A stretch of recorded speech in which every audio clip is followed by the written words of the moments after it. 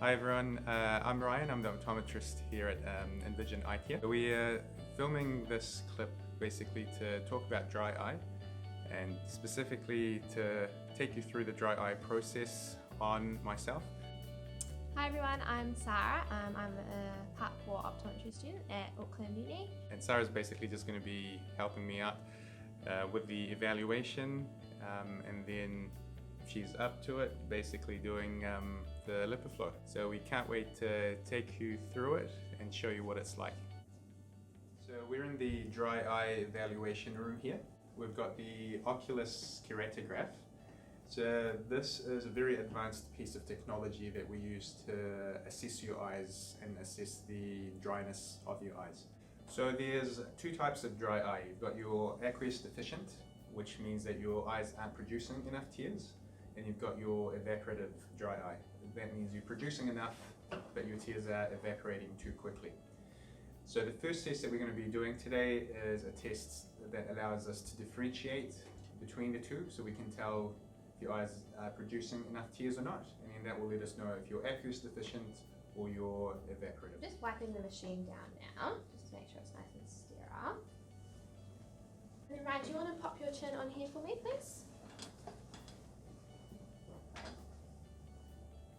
Perfect, just checking everything's all nice and lined up. This is the first measurement that we took. This one's looking at your tear meniscus height, which is basically this pool of tears down on your bottom lid. That tells us whether you're producing enough tears, so again that kind of helps us distinguish between the two different types of dry eye. To do that we just measure the height. We take 3 different measurements to make sure that we can find an average and to make sure our results are as accurate as they can be. So there's your 3 measurements. As you can see, the software tells us where your tear meniscus height lays in the general population. So here we can see yours is in the normal area, so that's probably telling us that this is maybe not your cause of dry eye. So that means that my eyes are producing enough tears? Yeah, so that means that we need to look at the other ways that could be causing your dry eye, so perhaps the evaporation, and that will be looked at in the other tests. The next measurement is the tear breakup time. This is an important measurement because it allows us to see how quickly your tears are evaporating. It's the tear breakup time test. This is the one where I asked you to blink a couple of times and then hold your eye nice and wide for me for as long as you can. So what this one does is it's looking at how fast your tears are evaporating. So like I said before, the different types of dry eye can be caused by different things. So this one here, we can see the video here is showing us where your tears are breaking up, and you can see on the rings, I can show you a bit clearly. And then this is a more easy to read measure for us really.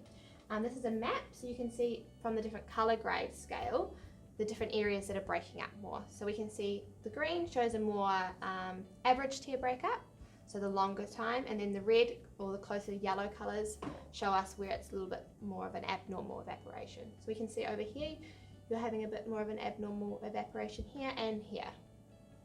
This also is a graph that shows us the different tear breakup times in the different areas and how long your tear breakup is.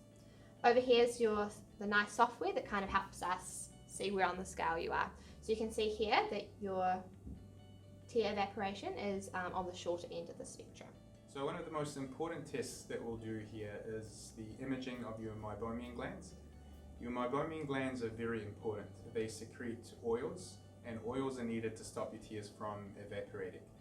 The Oculus keratograph is a very advanced piece of technology. It allows us to actually image your glands using infrared light, which allows us to see how healthy they are and if they're damaged, how much damage has occurred. Okay, I'm going to have a look at your glands, and those are on the inside of your lids. To do that I need to pull your lids down, and I'll do that with my fingers. Is that all okay? Okay, perfect. Could you pop your glasses off and pop your chin on here? Perfect.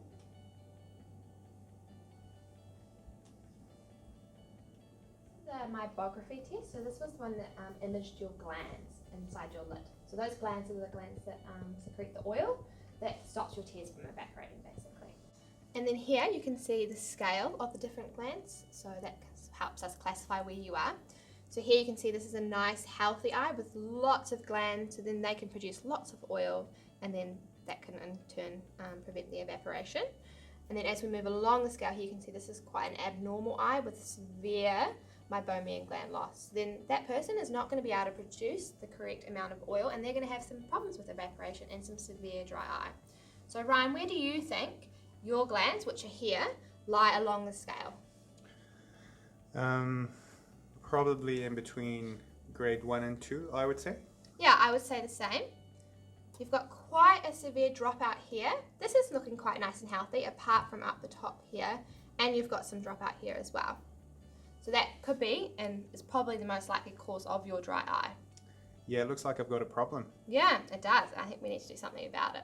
One of the biggest causes of meibomian gland loss is an improper blink, what we call an incomplete blink.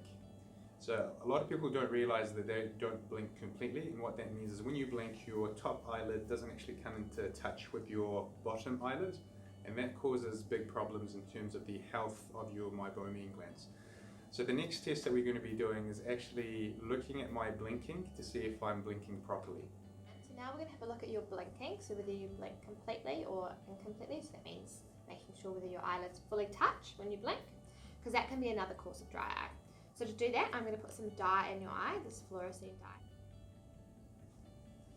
If you could just look up for me, and is it alright if I just touch your lower lid? Yeah.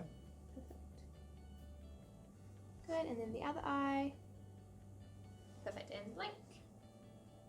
You can pop your chin on the chin rest for me and look towards the sea. Here's the video of your blink. I'll push play. The software allows us to slow it down to slow motion for you, so that means we can see it more clearly. So if we push play, you can watch. So there you can see that your blink came down to about here. Your blink needs to come right down to the bottom lid, and then that pushes the oils out of your glands, and then that helps with your evaporative dry eye.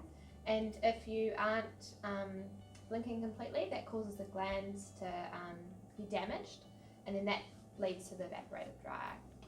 So that's probably the cause of your problem, is actually your incomplete Now that blink. we've completed the dry eye evaluation, we've established that my dry eye is classified as evaporative dry eye that is caused by meibomian gland dysfunction. So that means that my glands aren't working, and the problem is with my tears evaporating too quickly and not with a lack of production of tears. This means that I'm actually an excellent candidate for LipiFlow, because LipiFlow works by getting those meibomian glands to reactivate and start working again. Whereas if my problem was with a lack of production of tears, then LipiFlow wouldn't work. So when we're looking at whether a candidate is suitable for LipiFlow or not, we need to do a full dry eye evaluation to establish that their problem is evaporative and not aqueous deficient dry eye. So because I am a good candidate, I've decided that I will go ahead and do LipiFlow, and we're going to get Sarah to perform LipiFlow on me. It's going to be her first time ever doing it, but we're excited about it, so stay tuned. We're going to upload another video of Sarah doing LipiFlow on me. Thanks guys, thanks for tuning in, and keep an eye out for that next video.